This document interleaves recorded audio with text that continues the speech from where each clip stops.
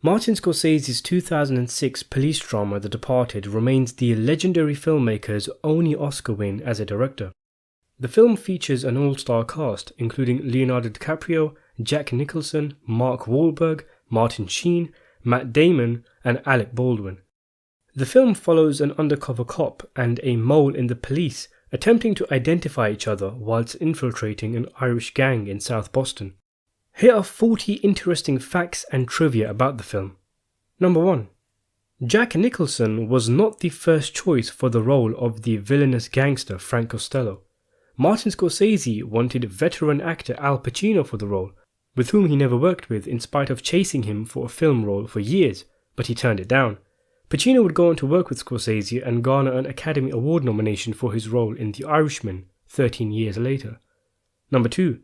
Jack Nicholson himself turned down this role in the movie, and it was only after a meeting with Martin Scorsese, Leonardo DiCaprio, and screenwriter William Monahan that he was finally convinced to board the project, with the key reason being that his previous few films had been comedies, and he wanted to play a villain again, considering the character of Frank Costello to be the ultimate incarnation of evil. Number 3. Martin Scorsese said that The Departed was the first film he had ever made with a plot. Number 4. Mark Wahlberg based his Oscar-nominated turn as Sergeant Dignam on police officers who had arrested him numerous times during his youth. Number 5. The film had a $90 million budget, with around half that going to the actors' salaries. Number 6. When Vera Farmiga met with a real-life LAPD psychiatrist to prepare for her role, the psychiatrist read the script and informed the actress that almost all of her character's actions were the incorrect things to do. Number 7. Ray Liotta, who played the protagonist Henry Hill in the classic Scorsese mob drama Goodfellas, was offered the role of Sergeant Dignam, but had to reluctantly turn it down due to other commitments. Number 8. The movie is a remake of a 2002 Hong Kong police drama called Infernal Affairs, and incredibly, reportedly Martin Scorsese was not aware of this until after he had agreed to make the film, and he chose not to watch it until after he had completed The Departed. Number 9. Despite their characters being close, Ray Winston said that he and Jack Nicholson did not get along on set. He said, "Me and Jack did not seem to get on too well. Maybe he was going through a funny time. Everyone else loves him to death. I just wanted him to be a great guy. We just did not click." Number 10. Although his character is Boston-based, Jack Nicholson refused to wear a Boston Red Sox hat that his character was supposed to wear, and instead wore a New York Yankees hat. Number 11.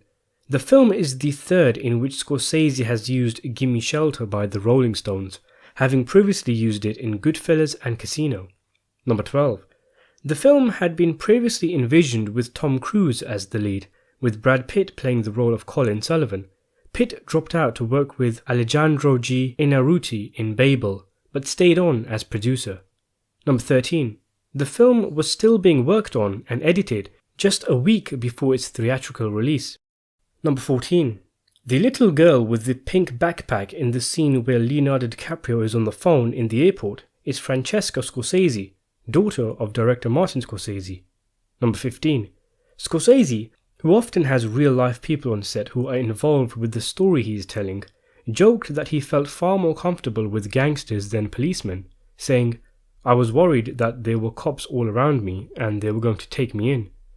Number 16. Robert De Niro was offered a part in the film. Reports suggest that he was originally offered the role of Frank Costello and then the smaller role of Captain Queenan, but had to turn down both due to his commitments to The Good Shepherd, a film he both directed and starred in. Leonardo DiCaprio dropped out of The Good Shepherd for his part in The Departed. Interestingly, Matt Damon replaced him, who has a role in both movies. Number 17. Originally, Alec Baldwin's role in the film was offered to Mel Gibson, who was unable to accept due to his work directing Apocalypto. Number 18. Scriptwriter William Monahan envisioned a sequel to the film, which would have focused on, among other things, police corruption. Mark Wahlberg indicated that his character Dignam would have been the main character in the film. Number 19. The part of Frank Costello is based on Irish-American mob boss and FBI informant Whitey Bulger, who provided the FBI with information about rival Italian-American crime groups and in doing so gave himself protection from law enforcement. Eventually, he was tipped about an impending RICO charge against him and went on the run for 16 years, including the years in which The Departed was made and released. He was captured in 2011 and sent to prison shortly after, where he was killed by fellow inmates at the age of 89 in 2018. Bulger was in a wheelchair at the time, and he had been killed hours after his arrival at a prison after a transfer, being beaten with a sock-wrapped padlock and a shiv, with his eyes almost gouged out and his tongue almost cut off. Number 20. There is a real well-known gangster called Frank Costello, who was a contemporary of the likes of Lucky Luciano, Vito Genovese and Meyer Lansky. Number 21. Many of the eccentricities of Frank Costello were Jack Nicholson's idea, including the opera scene where he has one white and one black woman with him, with the cocaine sniffing, and the part where he pulls out a strap-on. Number 22. Scorsese originally wanted the character Madeline to be played by a known actress, and amongst the actresses considered were Kate Winslet, Emily Blunt, Hilary Swank, and Jennifer Aniston. Number 23. Interestingly, neither Captain Queenan nor Frank Costello, the two rivals at the top, ever discovered the identity of the infiltrators in their sides. Number 24. Martin Scorsese had an unpleasant experience making The Departed. He has previously said, "Moral ground zero, I call it. All the characters killed at the end, basically everyone, and there was no place to go after that. I hardly did any press for that film. I was tired of it. I felt it was maddening. I like the picture, but the process of making it, particularly in the post-production, was highly unpleasant. I don't care how much I'm being paid. It'll kill me. I'll die. Very simple." Number 25. Jack Nicholson and Leonardo DiCaprio did several takes of this scene in the bar where they discuss a rat being in the crew. Nicholson felt DiCaprio wasn't coming off as truly scared of him, so in a later take, he improvised something and pulled a gun on DiCaprio. Number 26. Throughout the movie, we see a number of X's in many scenes, as if characters are being marked for death, a homage to 1932's Scarface. They include an X created by light shining through a window when Sullivan is in his office discussing information with Costello over the phone, and an X on the background building's glass windows as Queenan falls to his death. Number 27. Sticking with Scarface, in that film, Tony would whistle the sextex from the Gaetano Donizetti opera Lucia di Lammermoor when he would kill someone. This is the same opera that Jack Nicholson attends in The Departed. Number 28. The rat at the end of the film is completely digital. Number 29.